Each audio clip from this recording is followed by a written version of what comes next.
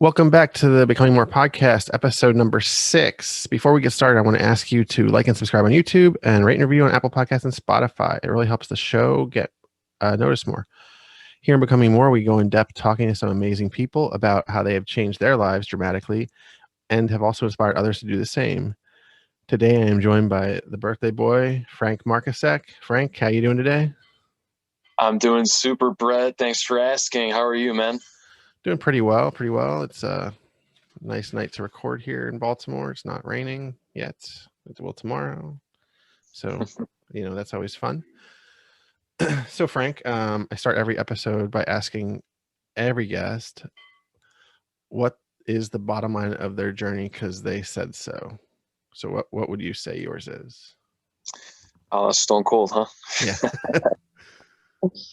Yeah. Well, I was at a point in my life in April 2019 where things had become so bad and I felt so low that I was afraid that I was going to die.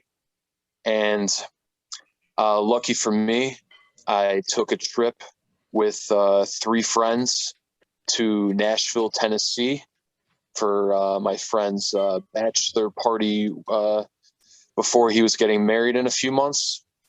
And I didn't really want to go because I had a bad feeling it was going to turn out bad, because knowing Nashville in the past, that there's a lot of rooftop bars and it was just a whole lot of walking.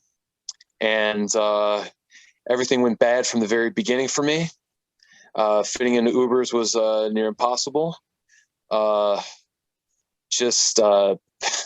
Everything could go wrong that could go wrong. And I went to a Chicago Blackhawks Nashville Predators game, and I couldn't fit in the seat for more than a minute. And I got up, I cried my eyes out. I stood by the standing room only section, went back to the hotel with those friends. I looked in the mirror while the 3 other guys were in another hotel room and asked myself, do I want to live or do I want to die?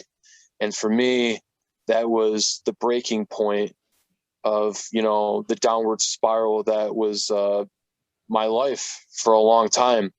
And so I promised myself that I'm going to give this a real chance and to try to really make this work this time after several failed attempts over the years. And got back on a Sunday night, and that Friday morning on April 12th, I weighed in at 557 pounds, and I haven't looked back ever since, man. Yeah, it's quite a start to your journey, right? At least this phase of it, because I know, as so many of us, like, you go up and down in the past. I mean, it wasn't just that all of a sudden the light bulb went off this time, right?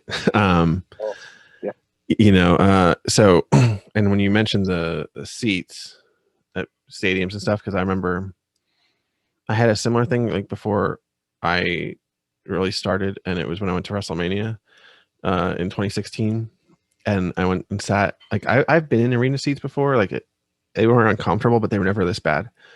So it was at the Dallas Mavericks and Dallas Stars Arena, whatever it's called. I think it's the American Airlines Arena. Yeah. And so I sat down in our seat. Like, we got the travel package to go to WrestleMania, like, had good seats for every show. And I sat down in these seats, and like, they were so tight, I couldn't even sit in it. Like, I was sitting on top of the armrests. And so we went to the Hall of Fame before WrestleMania, and I literally I asked if I could have, like, I went to like the handicapped area, and they had like the folding chairs that you could sit in. So I sat in that, and then, like, but for Monday Night Raw, it was sold out, and I couldn't get those seats, so I had to sit in the seat I had, and I literally just sat on it till eventually I, like, shuffled down into it, and that's the word. And then you're just stuck, and like, anytime anybody had to get out of the seat, out of the row, I'm like, I can't move. So I'm like, they just climbed over me. Yeah. Because I was right on. Of course, I had end seats too, because I was like, whenever you're a big guy, you always want the end seat so you can easy in, easy out, right? Definitely. Yeah. So the seat thing, really, as I've heard you tell this story on other podcasts, and the seat thing always got to me, because I remember that moment. So I like to take it back with each guest and kind of get like a background on your story. other than just like the overall weight loss. So I like to go back to like childhood. Like when you were growing up, were you always like a big kid, or did you like have like a time where you just like exploded, like say high school or college age, or was it just a slow progression as you aged and got into your 20s? I would say I was a pretty chubby kid Mm-hmm. for most of that childhood. Um, fast food was always a big problem in my house, and candy was a big problem. And I would say that when I started getting into high school, that's when I noticed that a real weight gain was beginning. I was on the 8th grade wrestling team, and I know that my highest weight during that end of the season was 250 pounds. And by the time I was a senior in high school, right before graduation, I was 392 pounds. Wow. And I'll just say it. I ate like an asshole, man. I just didn't care about any of that. I smoked a lot of pot, so that didn't help. And I constantly had the munchies, and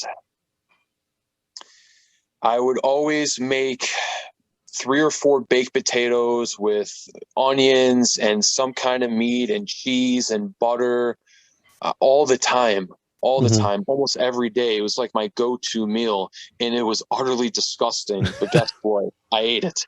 I didn't care. Yeah. And if it had a drive-through, I wanted to be there. If it had a dollar menu, I wanted to be there because that was the cheap way of eating, and it's fast. So I took advantage of that. Sometimes going to several fast food places at a time to crave my hunger, or so I thought, when in all actuality it was an addiction later that I found that out. But yeah, I was 392 pounds senior year of high school, and a couple years later I went through my first big weight loss. I had dabbled with weight loss, but it was just small little spurts. So nothing really lasted more than like a month or two. But it was around Christmas of 2007. No, 2006. That's right. Sorry. Sometimes all these dates just got, I just got memorized. I know. We're talking about 15 years ago, right? Yeah. So I remember a family party happened, and I wanted to commit myself after that. So I weighed 400 pounds, and within 7 months, I was down to 265. That's amazing. I mean, yeah, for that quick of a turnaround, right? Yeah, but the problem was I was really into diet pills, specifically hydroxycut. I did a lot of weightlifting, and I would barely eat. So with all that said, it was a recipe for disaster. And as you know, Brett, going through your journey, you could do all the fixing you want with your body, but until you fix your your mindset and your head, this stuff never lasts. And it didn't last for me back then. And it took a few more times after that for it finally to click with me, but I'm really glad it did.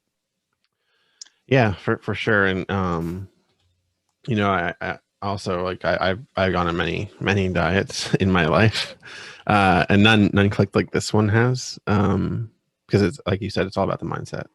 Because once your mind gets right, like you're like, you don't need. I feel like it's like where you realize you don't need the stuff, like, and you didn't even realize that you needed it before, because like No. you just did it mindless. For me, I did it mindlessly so often. And when I did that, I was feeling so good about myself. I had never felt better. I was getting compliments all the time, but then I got too comfortable with myself, and slowly the weight was creeping back up again. Slowly, I was not weightlifting. I was eating more. I wasn't giving a shit. And before you know it, I'm gaining hundreds of pounds back. Yeah. And it's just crazy, It's just crazy. The roller coaster ride that I've had, not many people would be able to handle it. Yeah. But that's why I'm so proud of myself to be able to withstand all of that today, because it didn't matter how many times I've done it. Didn't matter, how many times I failed. Now I'm here. Now I figured it out. It's better, better late than never, right? And luckily I didn't have any major health problems, and I was able to correct it before I was 6 feet under. So, yeah. Yeah, and that's the most important thing of any of it, right? Yeah. I could keep going a little bit if you want. No, go ahead. So I was at that 265 and I was creeping up, and before you know it, it's hard for me to talk about, but I feel like sometimes it's worth talking about on certain podcasts. I feel like today is one of those days. The weight was creeping up, and at the time I was working at a hotel. It was December 2009, and I was held up at gunpoint by two gentlemen around 4:30 in the morning, and they robbed me of $300. I would later find out, and which is pretty crazy to think about, that I could have died over $300. Wow. And it really messed me up, and I was already feeling pretty low of myself at that point, because it'd been a few years since I had really committed myself to wanting to better my health. So by then, in December 2009, the weight just got even worse and worse and worse. And now I didn't just have a food addiction. I was coping with this traumatic experience I had at the hotel with alcohol and a big time gambling addiction. And, I felt so alone, and that I couldn't talk to anybody about this. And it was really a painful time in my life, a very painful time that no one could help me from. And I'm very lucky to even be alive through all of that, because I felt, I had the what if game played in my head all the time. What if this happened? What if that happened? That night at the hotel. And it took me a few years finally for me to, not be thinking about it all the time. That specific hotel that I will definitely not name, and I definitely will never go back there again to any of their places. They gave me 3 phone calls with a therapist over the phone for 15 minutes. And that was the only thing they did for me as far as that was concerned. When that happened to me, I worked overnights. Mm-hmm. So I was the only one in that hotel working for this place. And 5 days later, this manager expected me to go back to this place and do the same thing and think that everything was going to be okay. And I was there, I probably should have left, but I ended up staying there for 15 more months. And it was 15 more months going back to the place that I almost died. So I hated that place. I hate that place still to this day for obvious reasons. But yeah, so that spiral continued.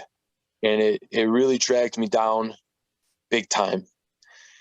And before you know it, and a few years later, I find out, so I finally get laid off in April of 2011.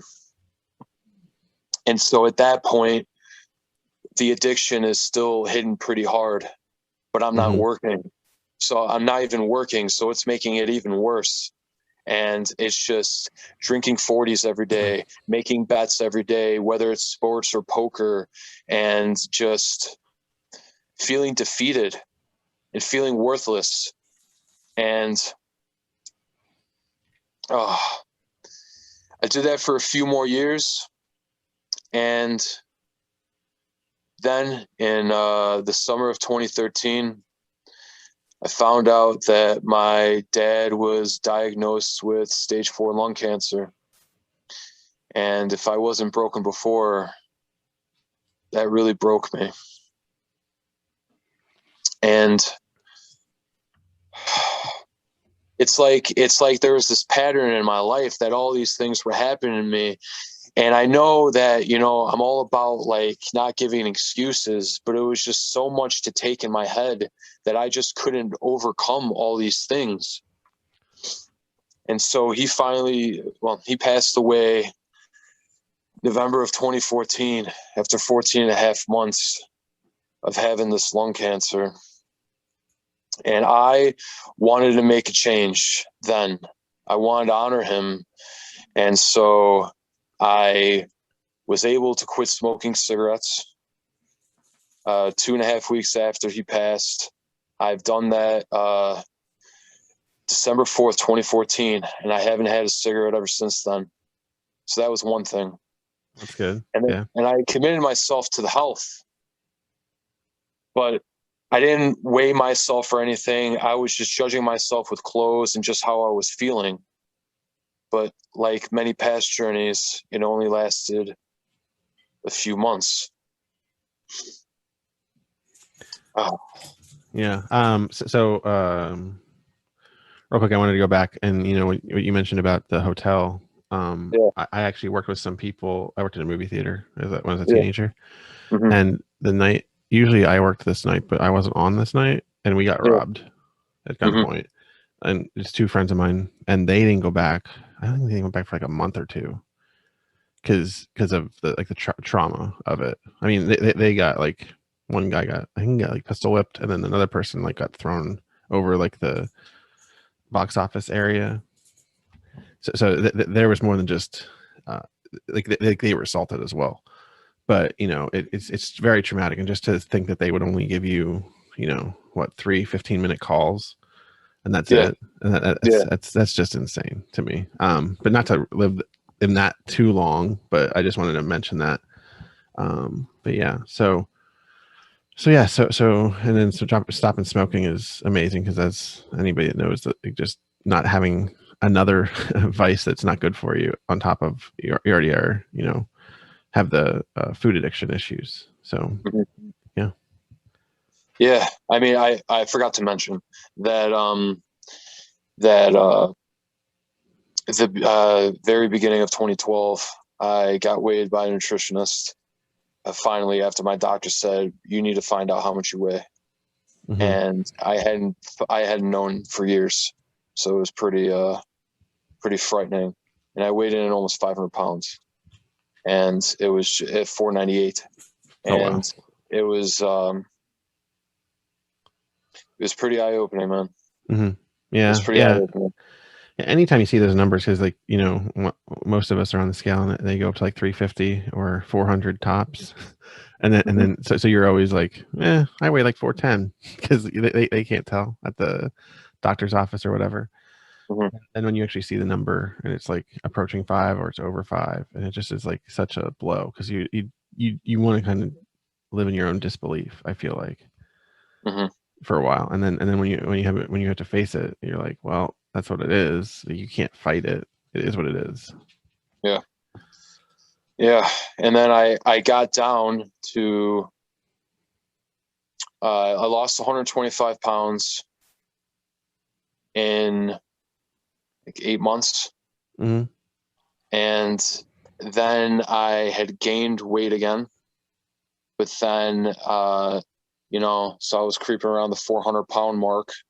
And then I finally got back down to 345 in March of 2013.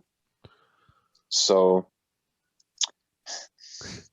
yeah, just another big weight loss that I thought I finally was starting to overcome my demons. But come to find out, I didn't. I didn't at all. And like I was saying before, I got too comfortable. And before you know it, 6 years, just a little over 6 years later, April 2019, I go from 345 to 557. Yeah, that's. I mean, I've been there in some ways, but yeah, I wanted to ask you. So, did you find that like did as you were getting so you had those 6 years where you gained 200-ish pounds, right? Mhm. Did you ever, while you were gaining in that time frame, did you ever think like I need to go back on losing again, or was it just kind of like just going through the motions of life at that point? Well, I did, short periods of time. I mean, I found out 498 at January 2nd of 2012. When my dad passed away in November of 2014, I really wanted to make a commitment then because I Hmm. just seen my father passed away, and I wanted to really take care of myself because I thought he took care of his health and it wasn't enough, and that's why it really scared me. Just like the cigarettes, the whole thing with that scared me because he barely smoked cigarettes and he had lung cancer. So, Yeah. and I was smoking at least a half a pack a day. So,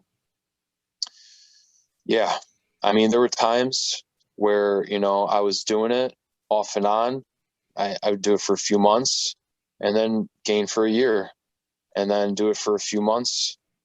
And, you know, leading up to culinary school in 2016, but then being in a kitchen was terrible for me. It was terrible for my mental health because here I am. I have this food addiction that I fail to acknowledge, and I'm around food constantly all the time. And I'm going to Chicago every day. And Hmm. I'm just, lounging around the area, just finding everything and anything I can. And I was in culinary school for like a year and a half from late 2016 to early 2018. But it got to the point where I couldn't even fit in my uniform anymore. And that was the real reason why I had to stop because I had the biggest uniform they had and I couldn't get a bigger uniform from them. So ultimately, my time was done because of my food addiction. My time was done in culinary school, which is terrible because I feel like I do have a talent in cooking. And Yeah. I let it beat me at the time. Yeah, I am. I was gonna say because every time when I see you post some of your food, uh, your plates of food, I'm always like, I'm like that looks pretty like nicely arranged, and it looks like it's professionally done, right? So because I think the one time I asked you if you worked as like a chef or anything because I didn't know at the time, Mhm. um, but also like when you were talking about culinary school, all I could think of was also like being at 500 plus pounds and just trying to stand for that long to be a chef to cook all day. Absolutely brutal. Yeah. And just, I'm walking around, I could barely fit in this uniform to begin with. And to be able to stand around for, you know, uh, it's not like working at a normal kitchen where it could be like 12 plus hours in a day. But still, for me, at that weight, doing 6, 7, 8 hours sucked. It was terrible. And I had to do a lot of like holding on to things, Hmm. and I would take a break. I would literally go to the bathroom and just sit in the toilet just so I could sit somewhere for a few minutes and come back. Hmm. Yeah, and So I would imagine just like after 20 minutes, like you're already like exhausted at that as you're at that larger size, right? Or maybe an yeah, hour tops. and the people there. that were also going to school there, I could just tell that, some of them are like, what the hell is this guy doing here? He Mm-hmm. has no control of himself. How is he able to do this? Like, how can he be here? Like, I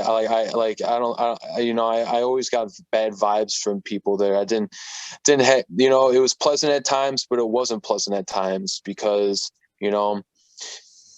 chefs looked at me weird, and some of them would crack little snarky comments at me from time to time, and Mm-hmm. what could I do? I had to take it.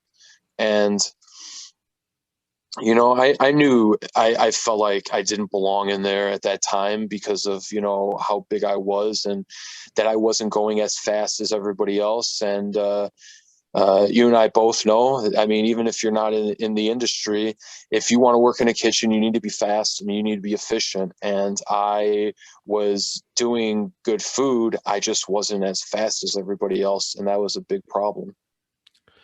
Yeah, that's unfortunate. I mean, just because it's something that I'm assuming it's something you wanted to do, right? Yeah. And I also came to the point now, looking back at that time, there's no way I can ever work in a kitchen. That would absolutely destroy everything that I've put so much hard work into in the last little over a few years that I've been on this journey. Yeah, because I feel like it's kind of like you just you'd be around the food all the time and you dip into it because there's no way. I mean, to me, there'd be no way that I would avoid it, because you could avoid it for a little while, but then eventually like something's going to happen where you're going to want to have it have and or just even like taking stuff home, right? Like at the end of the Yeah, day, or making yourself meals that aren't really what you need, because it's a long, if you wind up working like a 10-hour shift or something and you're just like, I just want something fast, I don't want to have to go home and make something that's healthy or whatnot. and you're constantly tempted. And I've Mm-hmm. had some friends say to me, have you ever thought about going back there? Have you ever thought about, working in a restaurant? And they say to me, oh, why don't you work at a vegan restaurant or some kind of healthy restaurant? I'm like, you understand that even in a healthier environment, that I can still manipulate the food to make it really bad for me. I mean, I don't know if you understand that, but and I think some of them still don't get it, but that's Mm-hmm. okay. That's not for them to get, but I understand by now. And it's good you do, right? Because and that's part of that mindset change we were kind of alluding to earlier, because Mhm. so much of that is just like realizing what will and won't work for you long term. It's about creating sustainability, because if you did something like that, from what you're saying, you're not going to be able to sustain your own progress. Yeah, I know for a fact. Mm-hmm. That's why I wouldn't even test it. Yeah, and that's what it's actually kind of one of my questions that I usually ask is like, how did you lose the weight, and like what, like for nutrition, like what methodology did you use? And I always ask that, and in some way. And because what interests me is like everyone has different ways that they attacked their weight issues with nutrition. Mhm. And I like, some people do keto, some people do paleo, some people do Weight Watchers, some people do like all kinds of different things, and do like make mixtures of them, like take pieces, like I take pieces from each one because I like sometimes like I like some keto recipes, but I don't think keto is like sustainable long term for me personally. I But agree with that too. but like some people like will be like, oh no, you gotta be keto 100% or you gotta be paleo 100%, and it'll work for you. You'll lose like 100 pounds in 6 months or 8 months. And I'm like, yeah, but then I want to like have cake sometimes, or I want to like and I don't want to be in the mindset of, well, it's bad food, because then it eventually becomes so often. And I mentioned this with I talked with I was on another podcast, we were talking about food, and it's kind of like it goes from being bad food to bad people, like because then you start talking about yourself as being bad instead of just having bad food, and it becomes like this slow progression of like almost hating yourself. Mhm. And like that just will also help wreck your mindset at the same time. So I was just like, so this time when like we got to 2019, and I Yep. want to talk more about 2019, like how you got there as well. Like Yep. what did you use for like when you started, like because I'm sure you changed throughout the time, but like when you started your journey, what did you like use for nutrition? Do you like research stuff, or did you just go on a plan, or how did you start? I I never had a real plan. I just played it all by ear. I never did any research. I I just wanted to take foods that I already loved, but twist it in a way to make them healthier and also not feel guilty about, eating it. Like tacos. I absolutely love tacos. And you can make so many different varieties of it. And, if you can twist some ingredients and around to make it, healthier, like I like to, a go-to taco for me would be ground turkey, black beans, onions, peppers, cilantro, lime on a white corn tortilla, Nice. But before I would load it up with way too much cheese, way too much sour cream, and I would have like 7 or 8 tacos, which now I'm having like 3 or 4 in a sitting, and I'm full, and it's and I'm satisfied, and I. There was things like mini egg frittatas that I love to make because it's easy, because you could just put it in a cupcake pan, and I just throw in a bunch of vegetables in there and do like a few eggs, but mostly egg whites, and have 3 of those, and that's a meal. And then that's meal prep. I can have 4 meals out of that because there's 12 cups in the pan. So it's a lot of portion control was my key. Yeah, at first I had looked at certain plans, as the keto, the paleo, the carnivore, and all that, and I decided I'm not meant for this shit, and I'm not meant to stick to one specific thing.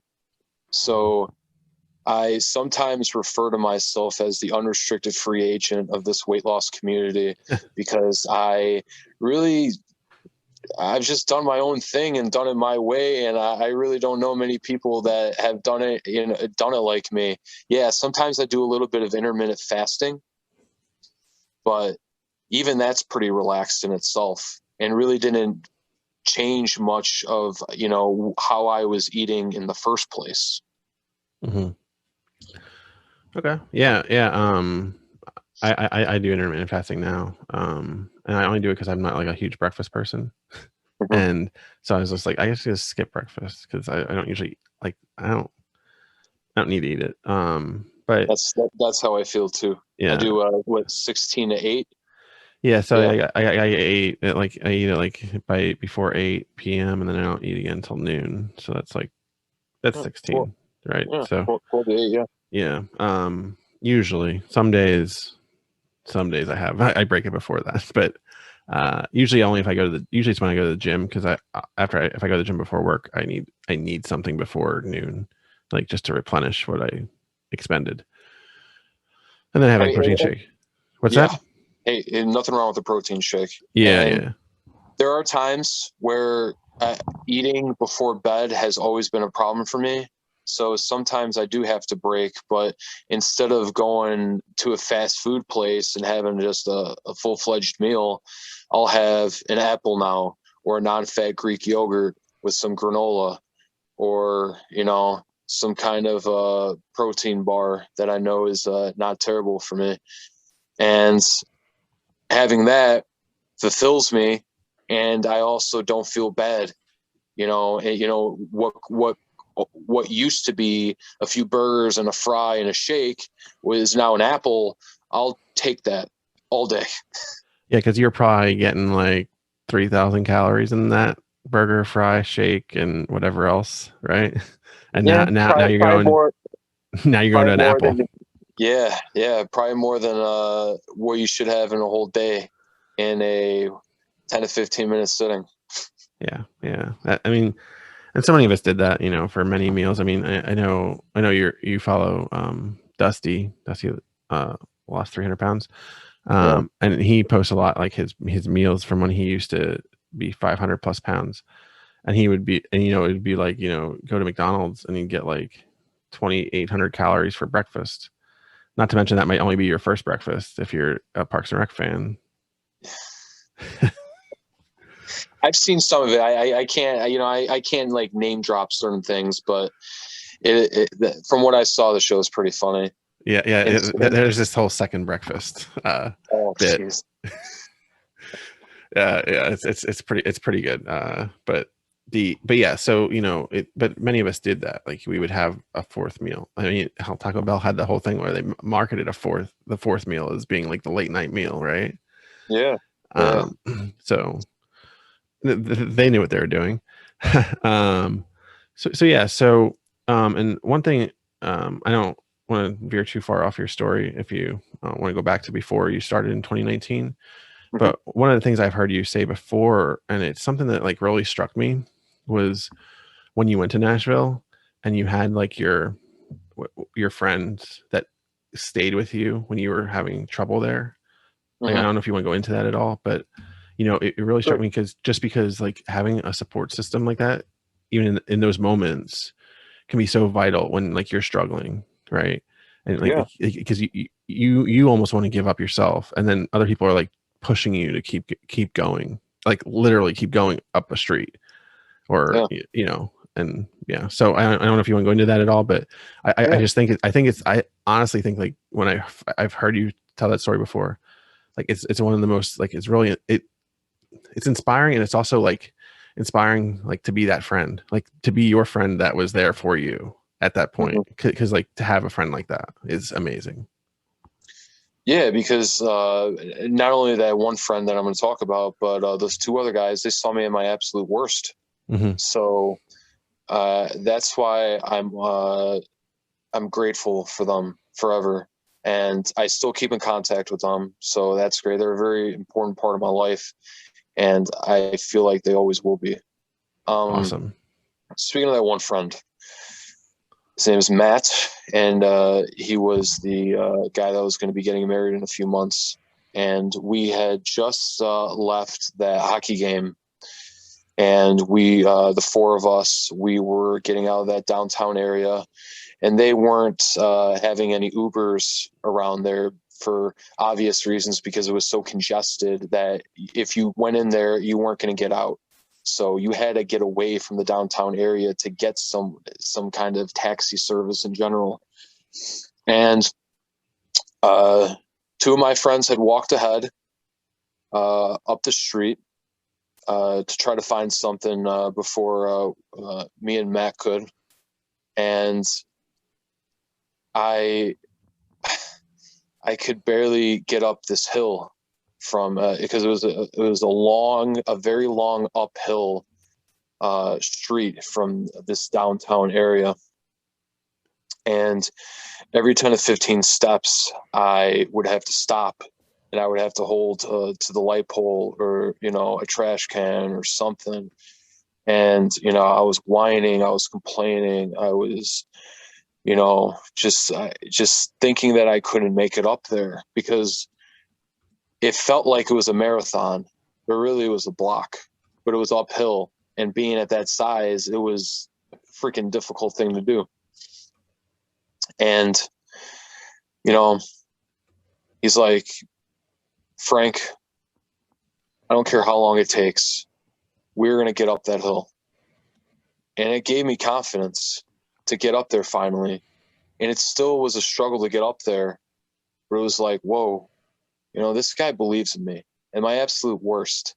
This guy was here with me, and he could have easily just given up on me and left me there. And I found out later that he was thinking about calling an ambulance because I was in such pain and such discomfort because I could barely get up there.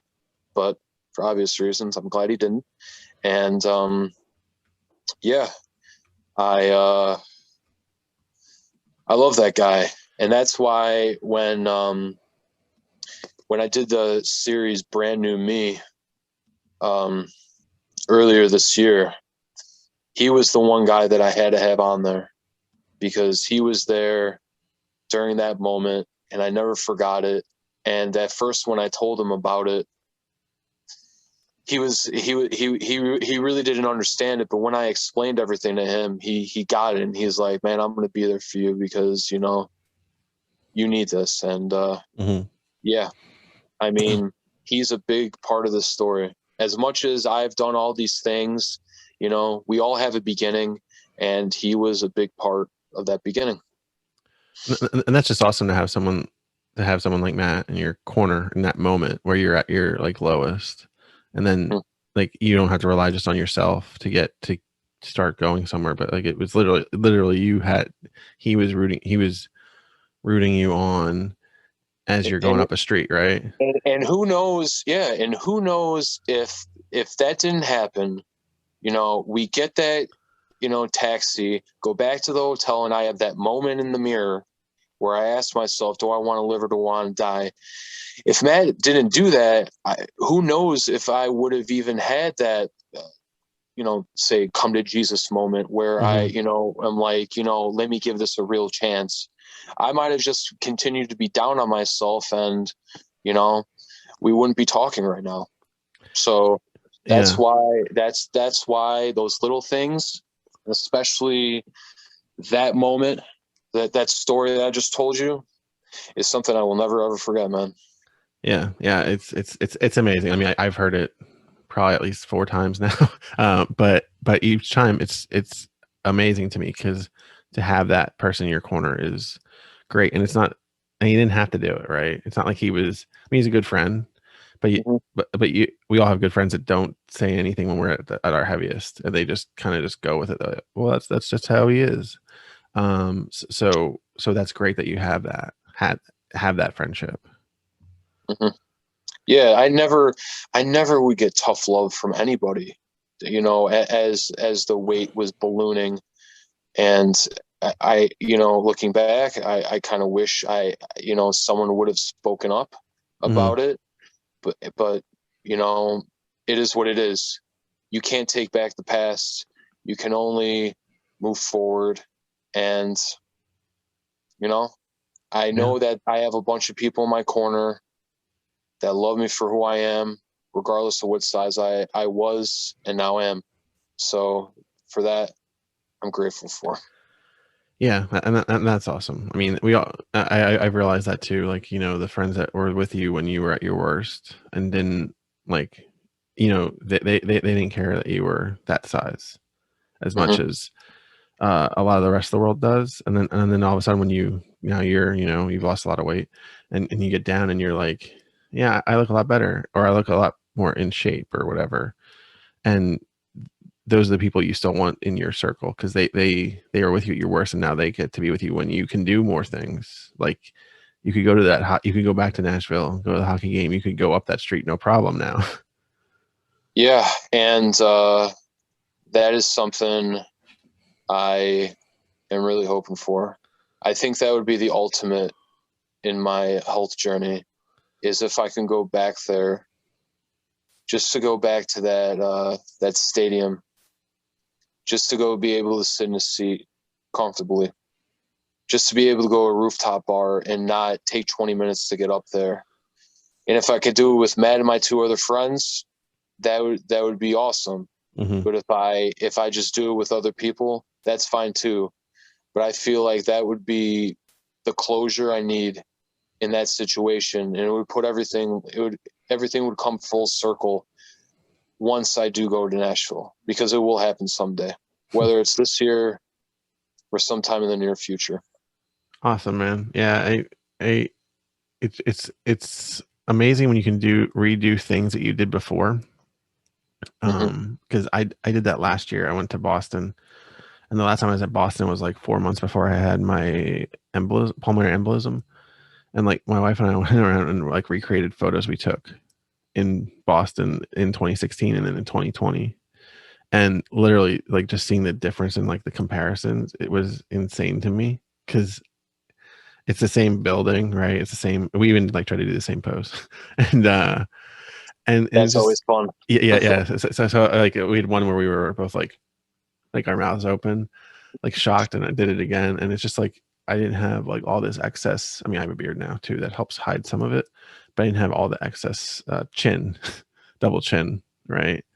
Yeah. And you know it doing stuff like that, like going back to Nashville or other recreate like other things that you've done before that now you can see the difference, like literally you can feel the difference is like some of the most amazing NSVs that there are as opposed to like seat belts and booths and all that kind of stuff. Yeah, there's many more non-scale victories to go for me and you. Oh yeah, for sure, man, for sure. So let's talk about like after you had this trip to Nashville that we talked about a bit. Mhm. So you start losing weight and like, you know, did it just come off fast when you started, or was it like a progression of like month by month, like similar amounts? Or because like for me, like the first month I lost like almost 30 pounds, and then it like, you know, water weight, and it tails off, and then I said for myself, like I was good at losing weight 100 pounds in 8 months at a time because I did it twice in 8 months. Mhm. Uh, so did you have like things like that where you just like kind of went in streaks, or was it just like I'm sure it wasn't the slide down like so many people want, like that arrow going straight down on the weight loss chart.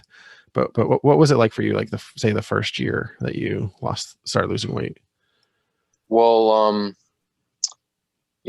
as for you, walking is a big thing for me.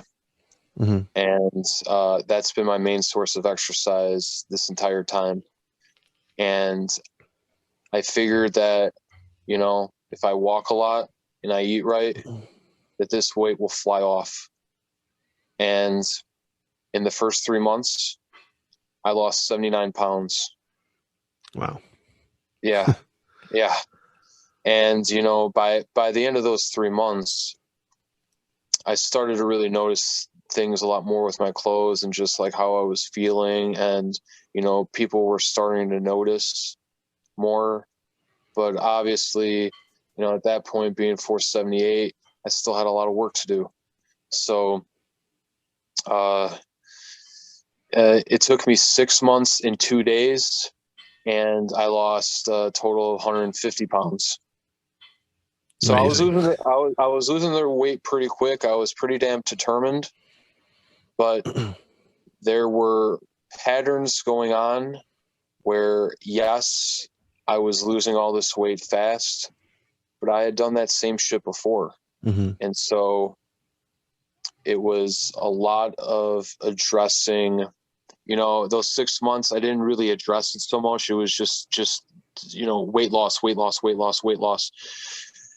And then as more time went on, I really wanted to figure out how I got this way. What made me 557 pounds? What are my problems? What do I need to fix?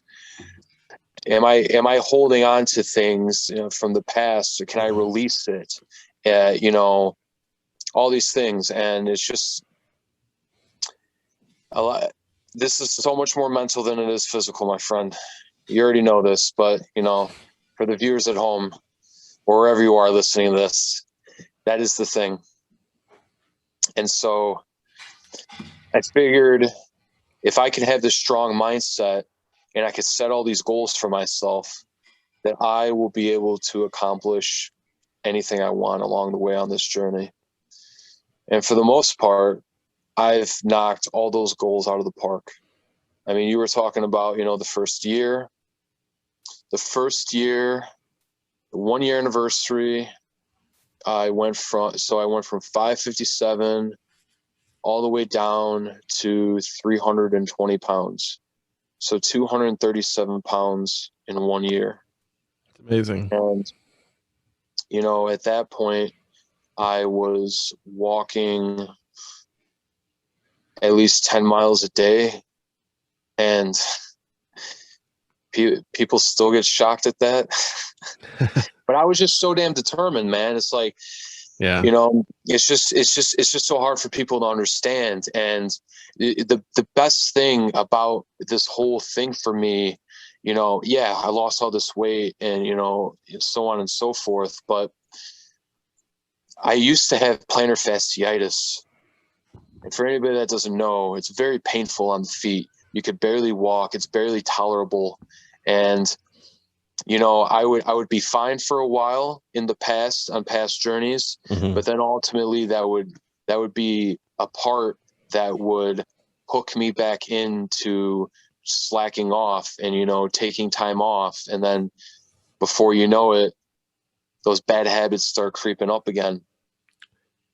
So I haven't experienced that one time in the 2+ years that I've been on this journey. So that within itself is a miracle, given that I was 557 pounds. Yeah, So yeah, that's pretty amazing that you haven't had it at all. Because I know I never had that myself, but I had plantar tendonitis before when I was right before I started my journey at my job. They had like this big meeting because we got taken over by a bigger company, and uh, so we were at this hotel. And when I leave the hotel, like I'm walking and I'm on what I think is flat ground, and here it's a curb, and I don't realize it. There's a curb, and I fall, right?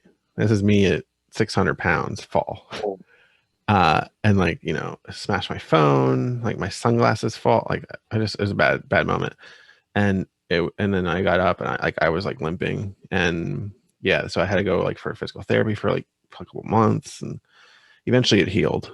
But again, when you're at 600 pounds and you're that, anything with your feet messed up, like it's for real. Like it takes longer, and it's hopefully it gets fixed. But yeah, you're right. It just hurts to walk. And it's a different ligament than the fasciitis, but I can feel your pain on that one. Um, so yeah, and it's amazing that you did 237 in 1 year. Because you know, so many people can't stay that consistent, even though you were able to. And walk. It's actually ironic you mentioned walking, because today, like, I haven't done my 10,000 steps in a while. Just busy preparing for baby and all that. But today I hit 10,000. So it must have been like a copacetic moment because because you were on today.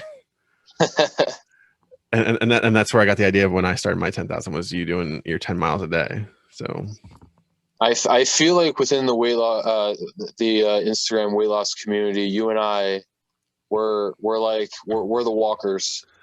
That it, that it, that is that has we been huge for we us. we were like the founders of walking on, because after now I see a lot of more people, and like they always credit me and you, one of us, with the walking. And Mhm. and every time they do, I'm like it's just it's still kind of weird to me when people say, like, credit me. I'm like you just got. I said I just did it because I knew I could. Like, it wasn't gonna kill me to walk more and more. But And it helped you stay consistent, just like it helped me stay uh consistent. yeah, because it was 2 hours that I wasn't at home. Yeah. Right. I mean, I go out and walk, like, I mean, I walked like I did 5 to 8 miles usually, and I Mhm. was always like out for like 2 hours minimum. And then it was nice out most of the time, other than when raining. But yeah, yeah, and are you still doing like 10 miles, or have you cut it back a little bit? Um, you know, at one point I was doing like around a half a marathon a day, but I have cut back. Now I'm driving for DoorDash about 35, 40 hours a week. So that keeps me pretty busy. And, I still try to get around that 10-mile mark every day. Does that mean I have to wake up a little bit earlier? Yeah. Do I Mhm. care? No, because I want it that bad. So, Yeah. you know, yeah, it's difficult, but if you want something bad enough, you're going to make it happen, and you're going to adjust your schedule. Time management is key for everybody when it comes to Hmm. anything. So if you can manage your time well, that's a good step along the way on this. Yeah. You're for sure. Like, I remember last year. So, when we were both walking a lot. I mean, when I started walking a lot, I was off of work, and then because of the pandemic, and I went back to work. the first Friday I was back at work, like I didn't get my steps, and I was like, and that was actually when my streak started that next day, because I realized I needed to like plan, I needed to manage my time to do it. So I literally put a Outlook calendar event every day at 9:30 and 2:30, and it was 15 minutes, and it was to go outside and walk on breaks because people get to smoke. So I was like, I get to get fresh air, right? Yeah. and then at lunch I would take a half an hour, and like we'd get a half an hour for lunch, but I would just eat my lunch at my desk before or after, and then I'd walk outside for half an hour. And like by doing that hour of walking there, and then like usually walked before work a little bit or after work a little bit, I would always get my steps every day. I would always get my 5 miles a day minimum. And like that's what really kept me consistent with it, because I was like, I just want to do it because I know I can. And it's like once you have that like confidence in yourself, I feel like that's one of the bigger keys. Like, I mean, I'm sure you've discovered that as well, right? Oh yeah. Yeah. Oh yeah. The confidence keeps growing, and it feels good to be able to do certain things, especially things that you weren't able to do before, and to be able, my Instagram page, I like to express myself on there in ways that I never thought I'd be able to do in front of anybody. Talk about the struggles, talk about the bad times, talk about food addiction, mental health. And so many times you go on Instagram and you only see people talk about the victories, and yeah, it happens, there's a lot of victories along the way, but I feel like you really need to be pushing.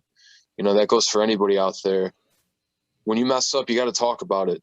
You got to be transparent, because none of us, including you, have been perfect along the way on this journey.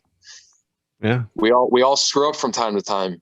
No, we're human after all, We've overcome a lot already, but there are those times that, we have the lapses of judgment, and, there's things going on, whatever it is, that we get dragged back in. But it doesn't matter how many times you fall down. It just matters if you get back up and keep on pushing. Yeah. And, I don't know about, I'm not sure if you feel this way, but whenever I do share those real moments, like the I call them real moments, because it's not just the sunshine and rainbows Transformation Tuesday posts.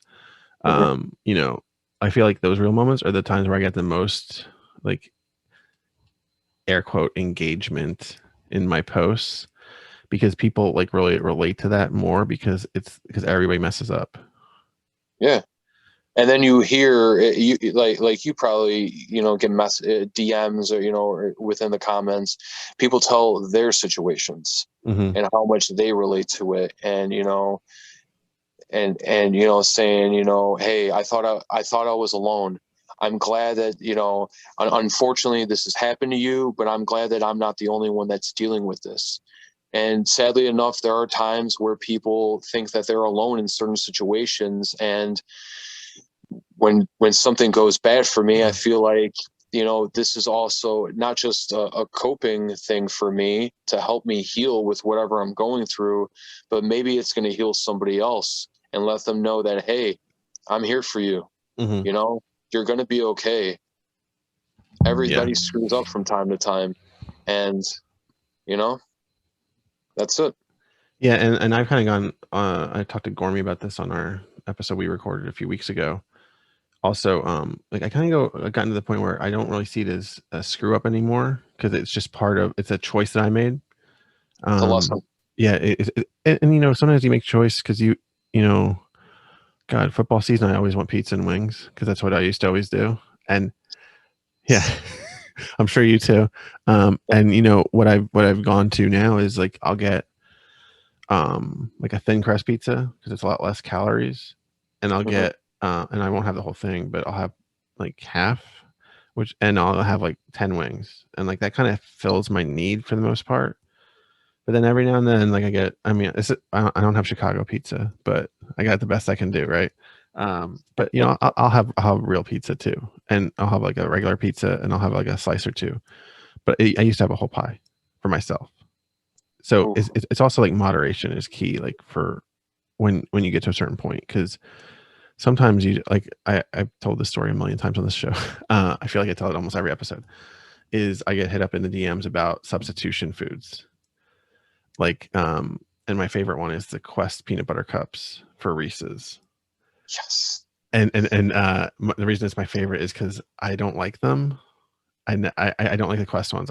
I just tell people, I'm like, if you want a Reese's, like, I just have a Reese's. Like one Reese's cup or two Reese's cups are not going to derail your entire progress. Yeah. And yeah, it's not necessarily what you need, but if you look at like the carbs, the sugars, the calories of that package of Reese's compared to like the package of Quest, there'll be a difference.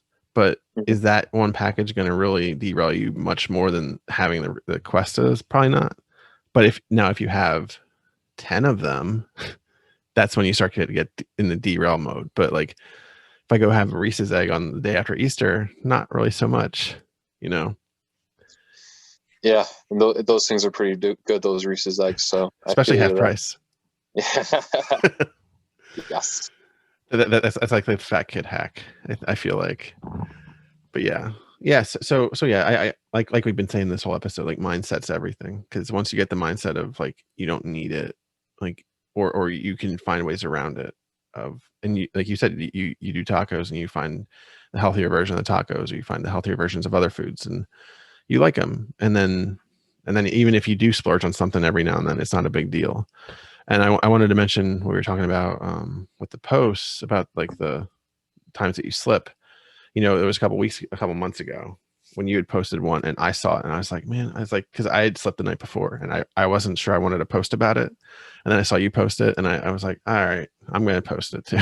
And I think I even DM'd you and I'm like, yeah, I'm posting the same thing that you posted, but like a similar thing, but I'm not stealing it. It's just happened at the same time. Because it was just like one of those moments where I'm like, yeah, I should say something, but then I was like, do I really want to? Like, you know, because it's just like it's that old like mentality of like I don't want to fail in front of people, even though I know I'm not failing. But it's just that you get in those modes where you're just like, I don't want to show everything. You feel like you're disappointing people. Yeah, for sure. Because people expect you to be on your game all the time. I mean, that's how, at least that's how I've felt, you know, during the set points. Yeah, for sure. Man, all right. Love this conversation. That was really good. Yeah, but now I'm going to time is flying. Yeah, I know. But now I'm going to pivot. I'm going to go to it's my favorite part of the podcast, even though I love hearing everything else, is because I get to know more about each guest other than weight loss and their weight loss journey. And that's where I ask everybody about hobbies or interests that they have. I know you have a few, so we'll start with one and kind of pivot to the others. So what's the first one you want to talk about? Well, I really love sports in general. You know, football and baseball. You know, even a little bit of basketball, but like within those three for sure. I mean, but yeah, I mean, I love football, love baseball, love basketball. You know, those are definitely my favorites for, you know. So being Chicago and the fact that you're, you know, in your 30s, I'm sure you were a big Bulls fan in the 90s, right? Actually, no. No, wow. No, I'll tell you about that. All right. I used to hate Michael Jordan. With a passion. Me too. With a passion. I was a Sonics fan. Oh, yeah. Sean Kemp, Gary Payton. Yeah. There we go. Those jerseys were awesome back in the day. Yeah, it wasn't until this Last Dance documentary that came out last year that I finally fully appreciated Michael Jordan and his greatness. And I was like, yeah, this guy is such a prick. But you know what? Who's gonna stop this? Who could stop this guy? No one could. No one could back then. No. And that was in an era where people were a lot more aggressive and were able to get away with it compared to today. But yeah, as far as the Bulls go, okay, I was a big Indiana Pacers fan.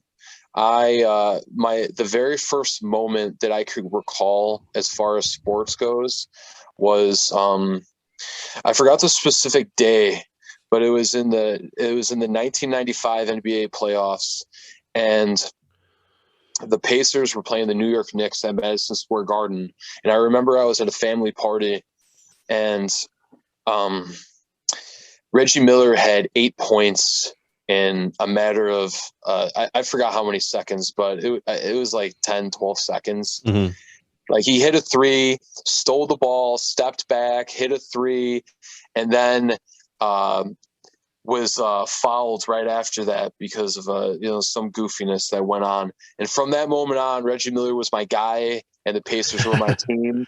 And I always got shit for it as a kid because, everybody loved the Bulls around here. Everybody, because they won titles all the time. Michael Jordan was the best. Mm-hmm. But I would be the guy that would shave my head like all the Indiana Pacers would back in those playoffs, especially in those last 3 years that Jordan was around, 95, 96, 97, 98. Yeah. Wow. It wasn't until Derrick Rose got drafted in 2008 that I actually became a Bulls fan, because I was like, you know what? Derrick Rose, he's from Chicago. I had heard about this guy ever since he was in high school, and that he was this legend, and that he almost won a national title in Memphis. And I really liked the way that he played the game. And the Bulls got very lucky that year to get the number one pick in itself. Mm-hmm. And I felt like, all right, if there's time for me to switch, here it is. And so I became a Bulls fan in 2008, and have been a fan long after he's been gone. So I don't think they'll ever leave, even though I'm not really happy with how the team direction's going. But hey, that goes for, a lot of teams out there. There's not always good times. Yeah, it's really it's the bad times, all the bad times, that really make the good times a payoff. Like when your team finally wins a championship after decades of losing, or decades of not winning. I remember for me, because we can switch to baseball too. When the Phillies won the World Series in 08, perfect. Of 08, Philadelphia had not won a championship since 1983, which was the year I was born. Mm-hmm. So my whole life, I was in the womb when the Sixers won the last time, and Philadelphia won the title.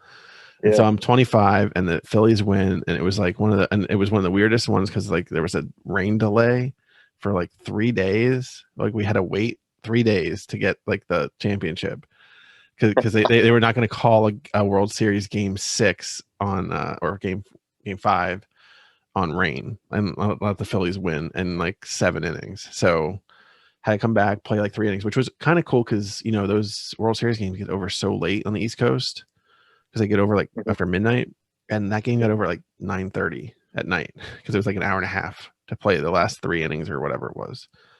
And that moment was like I remember it was kind of like the Ric Flair moment where he says, with a tear in my eye, this is the greatest moment, right? It was just like, because finally saw my team win after never ever seeing any of my, like I used to, like, my dad was in the Air Force, we lived in Seattle, so I rooted for the Sonics in the 90s, I rooted for the Mariners in the 90s, and they never went. They never got any further than the ALCS, and the Sonics went to the finals, but Jordan kicked the shit out of them.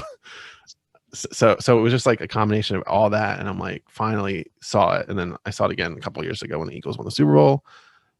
Oh, but yeah. So, and usually you see the Nick Foles ball on the back of me, but technical difficulties today. But yeah, so yes, I just find that like the bad times just make the good times so much sweeter, because you experience them so infrequently, unless you're like a team out of New York.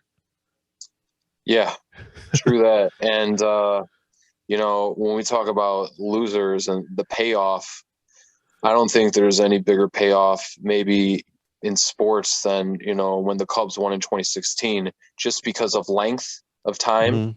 108 years. 108 years for anybody to not win a title.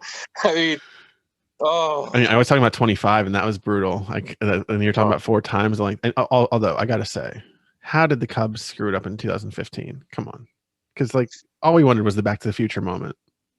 Oh yeah. Oh, they did overachieve that year. They made it to the NLCS against the Mets, and well, the Mets lost, so it doesn't matter. Yeah, the Mets lost when it really mattered. So, it is what it is. But 2016, when the Cubs won the World Series, I could actually tell you a story about that. All right.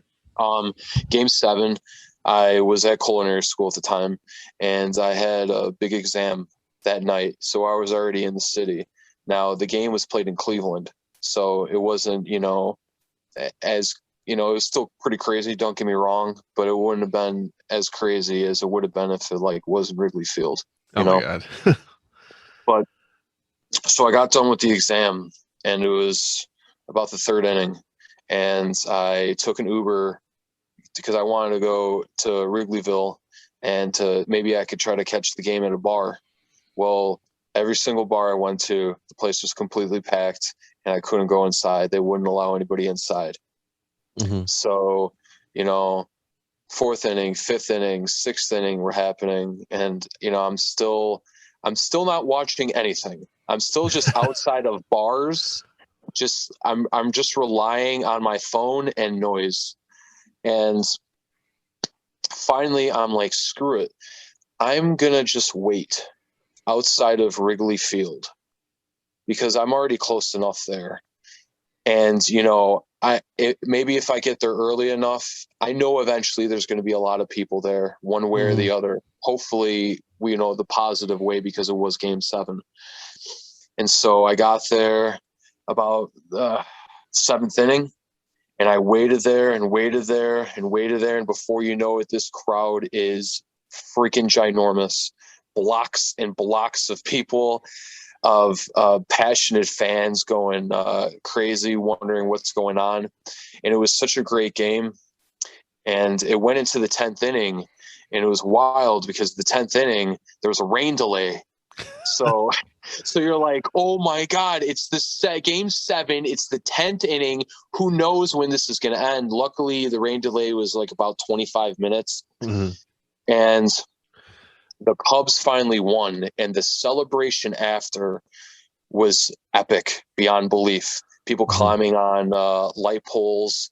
I'm thinking that they're going to fall off from, the wildness, and just everybody hugging and crying and celebrating. And it's one of those sports moments that I'm never going to ever forget, because here I am, not just involved in a celebration, but arguably the biggest celebration of a team, shitting the bed for so many years, 108, and they finally pulled it off, coming back from 3-1 against the Indians to win in Game 7 and finally win the championship. After that year, after what they did in 2015, they were projected to win the title. The pressure really was on them to win the title, and they actually pulled it off. They finally weren't the lovable losers for 1 year. Yeah, and it amazed me too in that World Series was the fact that you had the 2 teams with the longest drought for the World Series to win the World Series. I hope Cleveland never wins a title in my life. I just want to say that, all right? They won one with the Cavs, but you know what? Indians, Browns, sorry for anybody from Ohio out there that's listening, but Jen hates you now. Sorry, but not sorry. No, yeah, I have a couple of other friends, like in real life. I say in real life, not on the Instagram Weight Loss community, that are like from Cleveland area, and like I got a friend too. They were just ecstatic when the Indians were there, and it's like 3-1, and then it's like Game 7. Like, who expects that, right? Yeah. And but yeah, it's crazy. So circling back to the last sport, which is football, which is another team that you love that shits the bed often in recent years. I mean, do I need to bring up the double doink? This podcast is going so well. No, it's fine. It's fine. It's I was on vacation when that game was being played, and I was watching it on this like little TV, and I couldn't really tell what was going on. And I see it, and all I hear is Al Michaels go, it's a double doink. And I was like, no. I was like, that is like the all time, like one of those plays that's just going to live in like infamy, but mostly just in Philadelphia and Chicago. Yeah. It's like, this can't be true. There's no way that this guy actually did this. And then like hit two poles. you have no idea how many times I have seen that play and just, so my favorite part of the play is when you see the Bears mascot fall over. I don't even know his name, but I just know like if you watch the clip of the double doink and you as he sees it go in front of him, he just like falls to the ground, and just it killed me every time I would see it. And now Nick Foles is a Chicago Bear. Go figure. Yeah, for now. I mean, let's be real. For now. I was hearing talks that they were trying to trade him to the Eagles, but that he didn't want to do it. I don't know if that's true or not, but so there were a lot of talks about that because there was also talks about Tariq Cohen going to the Eagles with him for Wentz and somebody or whatever. And I was all for it because I was always a Foles guy. I was always keep Foles because I was like, he won the Super Bowl. He won the Super Bowl. And you're more worried about the franchise quarterback that is on a rookie deal. Like you can trade him at the time. You probably could have traded Wentz for 2 number ones. And we traded him for a conditional first and a third. So like, I don't know. I just felt that I would have rather had kept Foles and then just gotten another quarterback sooner. Yeah, because Wentz, if he didn't get hurt when he got hurt in 2018, he would have won the MVP. Yeah, and who knows, he might not have won the Super Bowl. I mean, there's no guarantee that he would have won either, right? Oh, things would have played out a lot differently. I mean, I'll be the first one to admit, as soon as he got hurt that game, I walked into work and I sat right next to a Patriots fan, and I that was the best part. I said, well, season's over. And we're like 13-1 or something, right? Or 13, maybe like 11-3, whatever. You guys were rolling. That's for sure. We were rolling, and actually we were 12-2. Yeah, because we lost the Cowboys last week. So like 12-2 after the Rams game, and I'm like, yeah, season's over. And he's like, yeah, probably. and then like, you know, we wind up playing each other in the Super Bowl, and of course, like I'm just having flashbacks of 2004. 2005 when the Eagles played the Patriots before and we lost. And the whole game, I'm sitting in my man cave with my wife watching it, and the game, like we had the last play. And of course, when Brady gets strip sacked, like that's like when you think it's actually going to happen. But then he has the ball in his hand, the last play of the game, and he throws it to the end zone, and Gronkowski's there, and it gets tipped and all that. And then like it still looked like there was time left. And then when I realized there wasn't time left, and I was just sitting there, I was like, fuck. Like that was my reaction, because like never thought it was. I just, you're so used to losing, especially because the Eagles hadn't won since like 1960. Yeah. So it's 58 years without winning a championship. So still a very long time. Yeah, it's not 108, but it was a long time. But yeah, so I don't know. I think this season you guys are probably hoping you get a new coach next year. You know, it's weird because now that Justin Fields got drafted, I feel like it's the last chance for Matt Nagy to prove himself to be this quarterback guru. And, you know, I'm cool with it because, you know, now he really has a guy to work with. Mitch Trubisky wasn't his guy, but yet he had to work with him, and it didn't work out too well, as you know.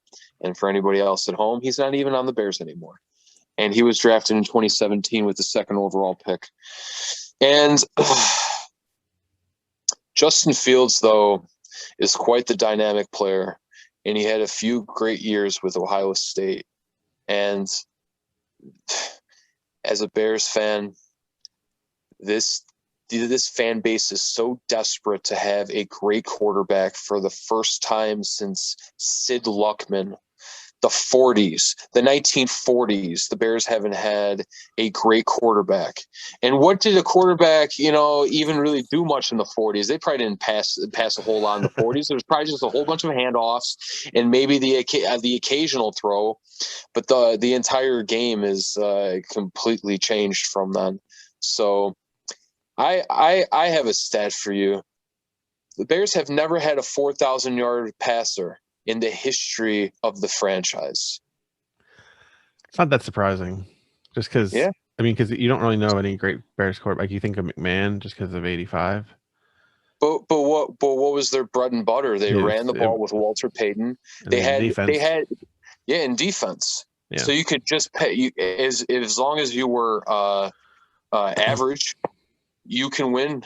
And like they won that title in '85. But yeah. Justin Fields, I can't wait to see him on that field. No pun intended.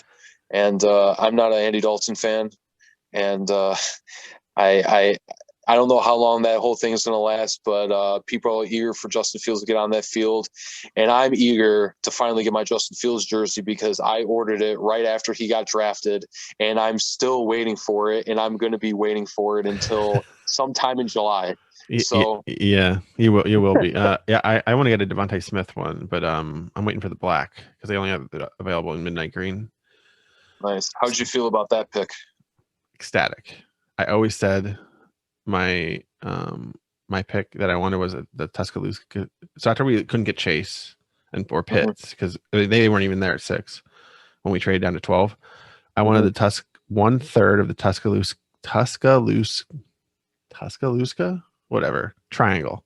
Yeah. From Alabama. Either I wanted Surtain, Waddle, or Smith. Smith was my number one pick, the number one I wanted. But if I couldn't get if I couldn't get him, any of them are fine. So I'm happy with that. But then Howie fucked it up after that because that's what he does. He makes bad picks. So we'll see. I don't know. I mean, I'm not expecting much this year, but there are people out there picking the Eagles to win the division. I mean, it's the shitty division, but who knows? I think it's anyone's game, and Washington arguably has the best defense. Dallas arguably has the best offense, but you and I both know if Dak Prescott gets injured, it's over. Yeah. Well, and also like their defense is so terrible. Like their secondary is trash. Oh, yeah. Their D line is bad. Their O line is bad because they kept going after like the sexy picks, right? They kept going after like wide receiver last year when they should have went, secondary or O line. And they paid Amari Cooper big money. They paid Zeke Elliott big money. They've now paid Dak Prescott big money. Yeah. That's your franchise. Those three guys right there. And when you tie up all that money to those three guys, it's just hard without drafting well to have much of a team that's competitive. Yeah. And speaking of competitive, I think your division, the NFC North, is going to be competitive without Aaron Rodgers if that actually happens.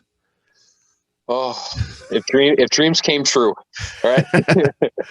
I actually am really intrigued by Detroit this year. I just having all the changes they've had. I know they're Detroit, right? But new coach, new staff, new quarterback. I know Goff isn't the greatest quarterback, but it's just a lot of change, and it might help them. Especially if the division's weak. I don't think they're going to be good immediately. It's going to take time for sure because there's still a lot of holes within that team. But I'm probably not supposed to say this because I'm a Bears fan, but man, I love Motor City Dan. I love, this guy's talking about wanting his team to gnaw off some kneecaps. I'm all for that intensity, that fire. It's like you never got that with Matt Patricia. You never got that with previous coaches on that team. But this guy, he's coming in and I feel, is a presence that this team could actually get behind. And it may take a few years, but you know what? I feel like they're definitely on their way. And, you never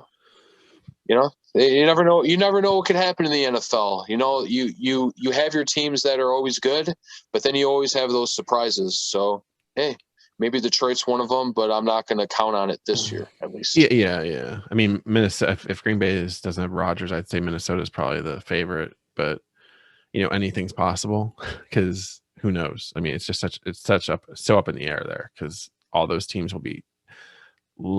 It'll be less in Green Bay's favor, right?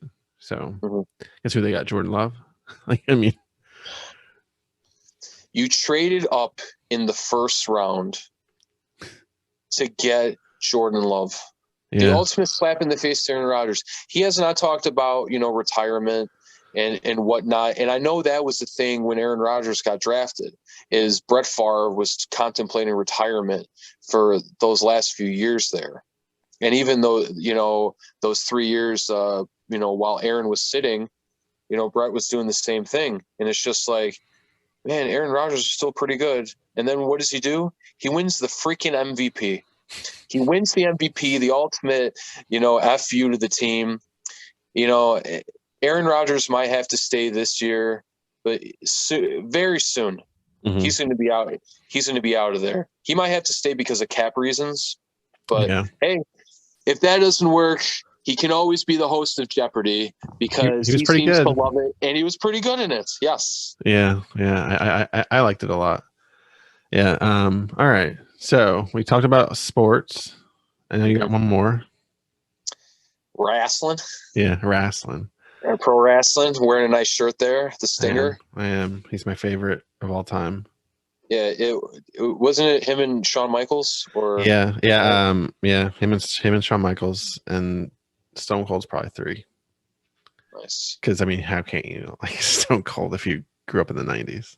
Oh man, I dreamed of the day back as a kid of when I got older and to be able to have like a Stone Cold moment like with him, just like chugging beer, just one time in my life. Yeah, that'd be phenomenal. Yeah, hang on one second, I want to get something real fast. Okay.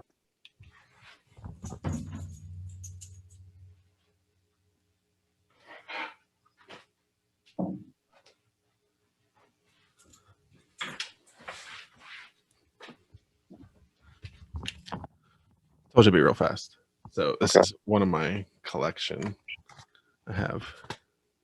Oh my goodness, the Smoking Skull belt. Yeah, of course it's WWE, but I'll take it. Hell yeah. That is sweet, man.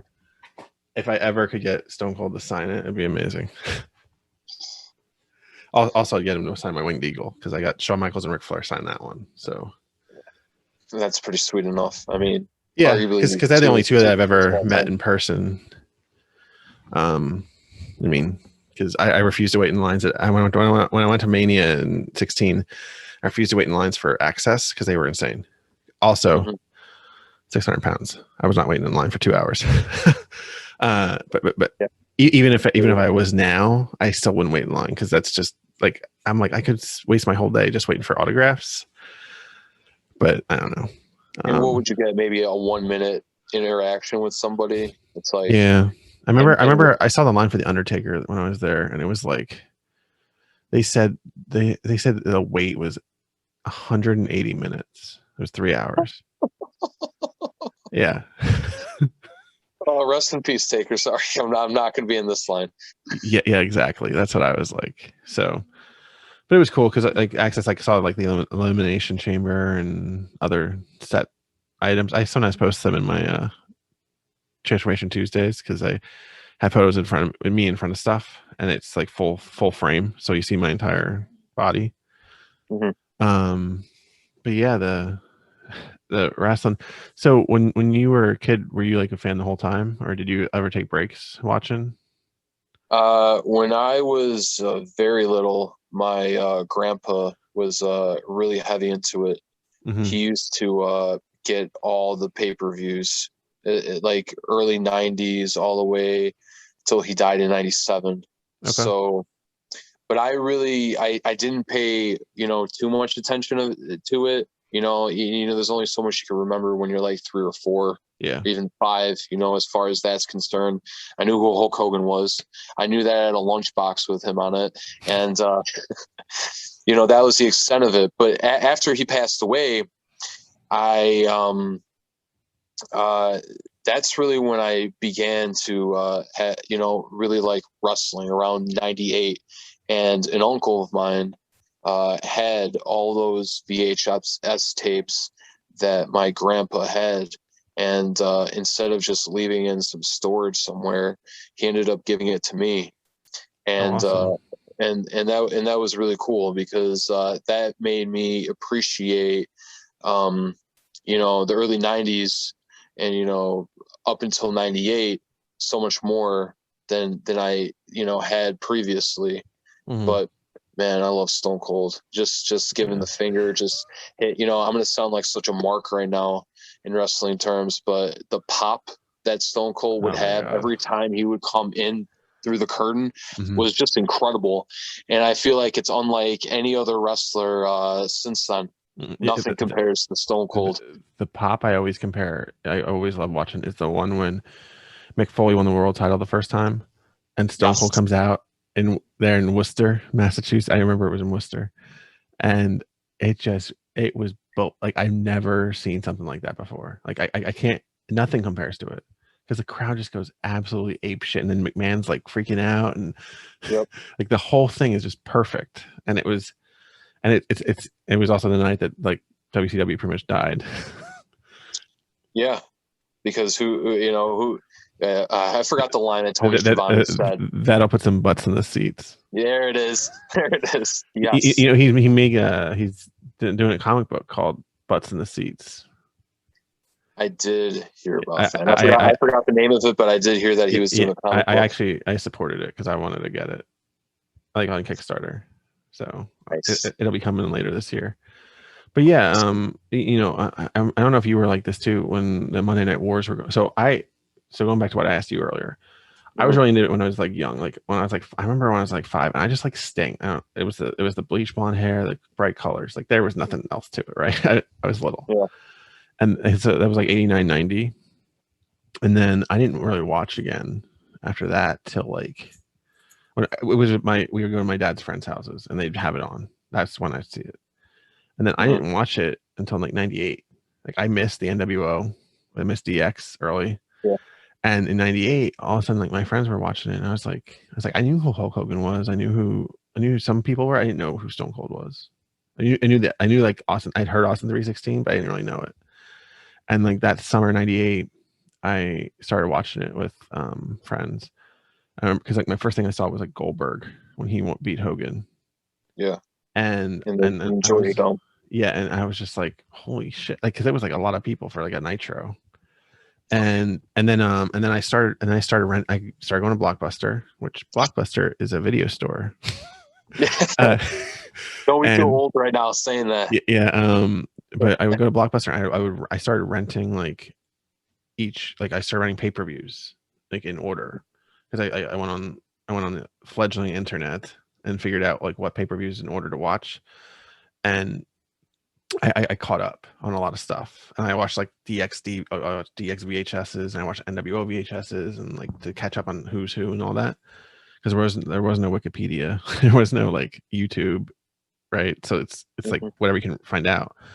Yeah. And then I just like became like I became like a one of the super like smart marks because I was reading the results. Like I would read results to SmackDown before I'd watch it.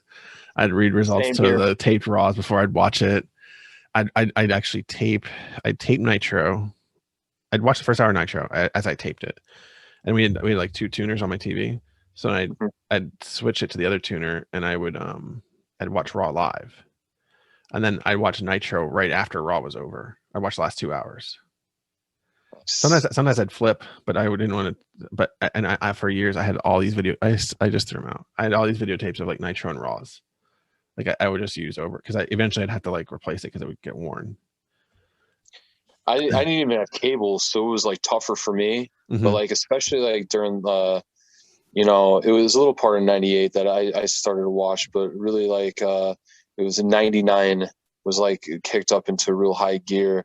And I remember that summer in particular, my grandma lives like about a mile away. She had cable, and she didn't mind that I would spend the night in the summer on Monday nights so I could watch Nitro and watch Raw. Just get my Mhm. wrestling fix, because Yeah. at that point I had a little bit of the internet, but it was also renting tapes.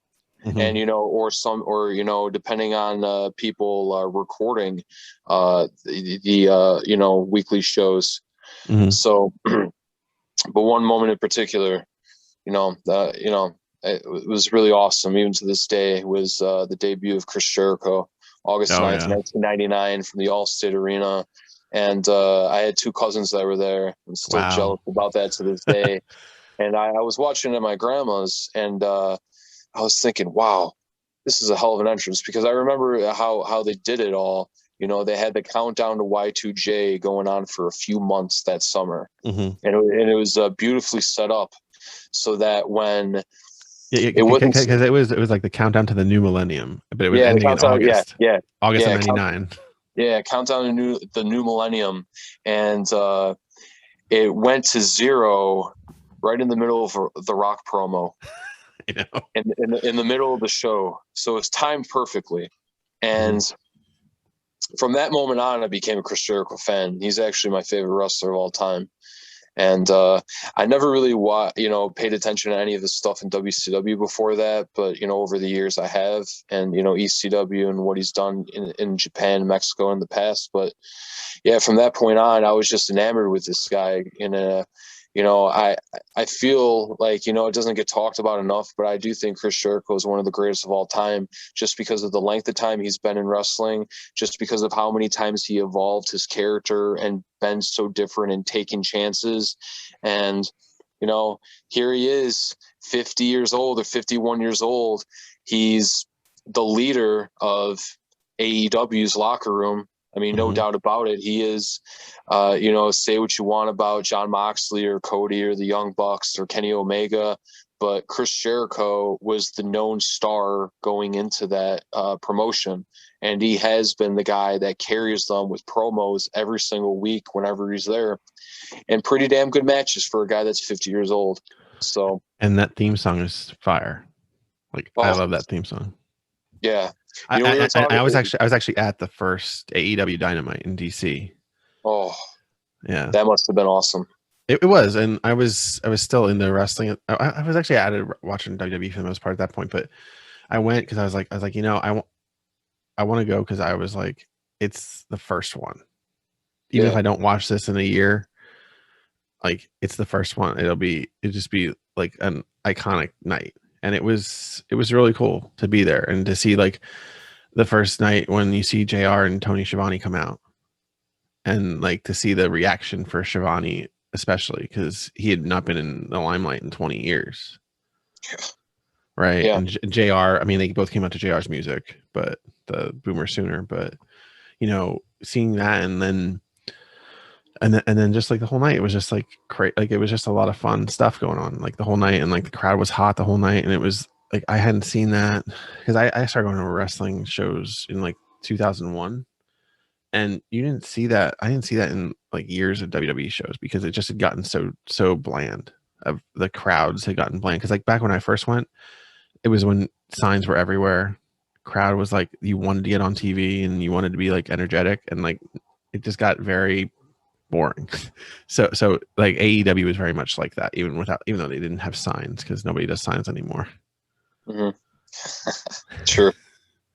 Unless they hand it to them, I feel Yeah, like that is the case sometimes with some of these people, but hey, yeah, that's you about know, it. But yeah, yeah, wrestling's it's funny because I am now like it's considered a lapsed fan, but I still keep an eye on it, right? Like I mhm, know what's going on, but I don't necessarily pay attention to it all the time. Like I mostly follow the dirt sheets. yeah. And that's an easy way to do it without having to actually watch the telecast. It's Yeah, I'll, yeah, I'll I'll be intrigued once they have fans back, because I mean I know AEW has had fans back, but I mean like other than the pay per view and that, it was pretty awesome. This last pay per view they had, Double or Nothing.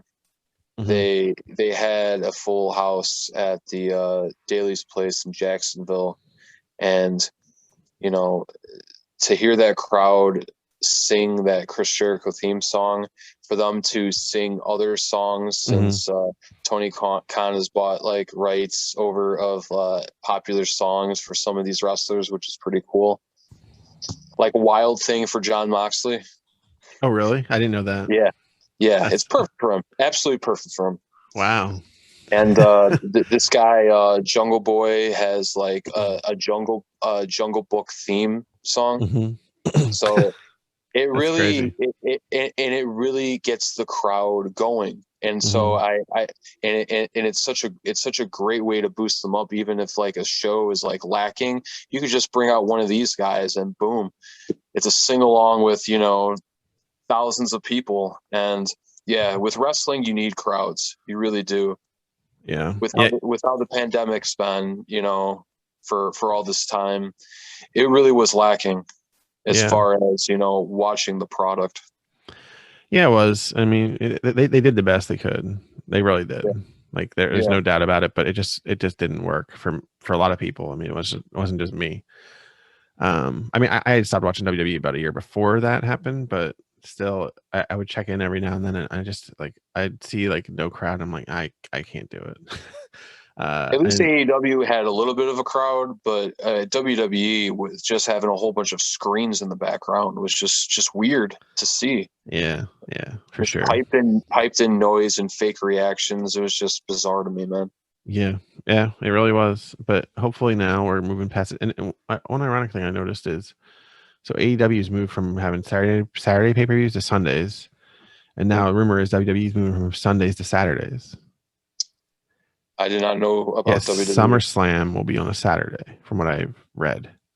That one, I didn't know if that was a permanent thing, but I do. I have heard, that Saturday in particular, that is supposed to be in Vegas at the big football stadium there, the Raiders one.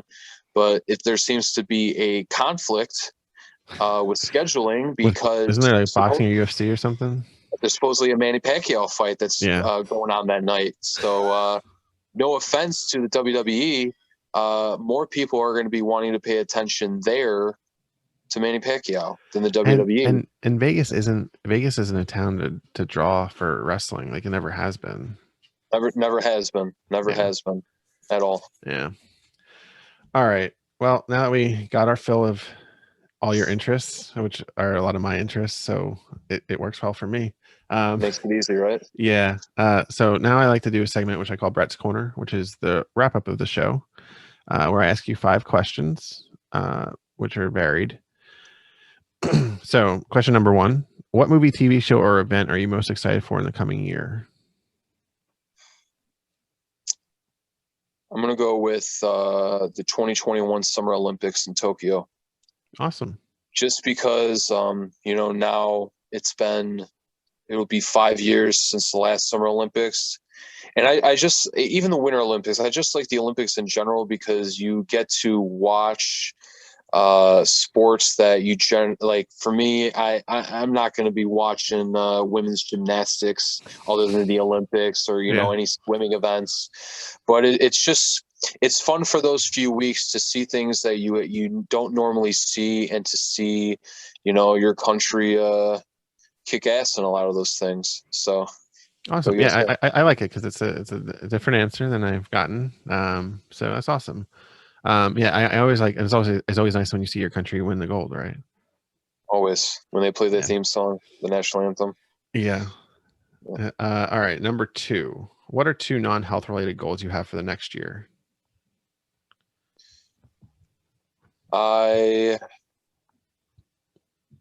Well, one of them was talked about earlier, but I'll mention it again. I really want to go to Nashville badly. Just to, I had such a miserable time the last time I went to Nashville, and for that to be the beginning of what this journey is, to be able to go there and to be able to experience the things and, to its fullest extent, and to be comfortable for the most part in doing those things. That would be pretty epic. That would put my journey into full circle, like I mentioned earlier. And I would also love to go to Vegas And I haven't been to Vegas since 2017. And whether it's that or it's somewhere else where I travel, I cannot wait for the moment that I can step into a plane and get one seat. Yeah. Because I have never been able to go on a plane without having to get two seats. So that will be a non-scale victory. That will be unlike Awesome. any other, man. Yeah, yeah. I shared this with some friends. I don't know if anyone who's out there who needs two seats still, but if you ever fly Southwest, they refund you after the fact for the second I seat. do know that, and Okay. then that was the go-to airline for a while, Yeah. just because of that. A lot of people don't know it, so I always like to share it whenever it comes up because it's a go-to for people that need it, right? Absolutely. That way you're not losing that money permanently. Yeah, and Vegas is one of my like ultimate goal. When I hit my ultimate goal is I want to do the zip line over Fremont Street. Oh man, that's exactly what I want to do. Yeah. Beautiful. That's awesome. I Hey, love that. maybe one day we'll do answer. it together, right? That'd be pretty epic. Yeah. But I know I need to be like under. I think it's under 275 or 300, something like that. Oh, So that's what it is. Okay. yeah, it's somewhere in that range. Someone else in the community told me about it, and I was like, man, I saw it, and I'm like, you know what? I'm afraid of heights, but I'm gonna fucking do that because I want, like, I just want to do it because I can. And there's a net, Right. so I feel a little better about it. Sure. All right. Question 3. If someone came to you say they were lacking the motivation to stay consistent, what 3 pieces of advice would you give them? You have to be patient. This doesn't happen overnight, so it takes time. Don't be afraid to ask questions, especially those that have gone through this and can understand where you're coming from. And you need to build discipline because that will carry you over time. And eventually, motivation only lasts so long, so you need to hold on to that discipline to carry you through for, as long as you want on this journey. Oh, for sure. I love those. Those great advice. All right. Number 4. What have you discovered about your journey or transformation that surprised you the most so far? Well, I would say my openness about my past, not being afraid to talk about the uncomfortable things and being comfortable with doing so. My self-belief in myself and my confidence for sure. Because I had a lack of confidence for a very long time. And as this time has gone by for the last 2+ years, I feel like it just keeps growing and growing, and not just with the health journey, but all aspects of life. And it's pretty awesome. And I feel like a completely different person that hasn't yet fulfilled my full potential. So. Awesome, man. Yeah. Yeah. All that stuff is so important and so awesome to see, right? Mm-hmm. So, all right. Last question. It's everyone's favorite. If in 150 years science fails to save us, all that is left in the whole world is a book about your life, what would the title be, and what would the blurb tell us about Frank? I've thought about this one for a while.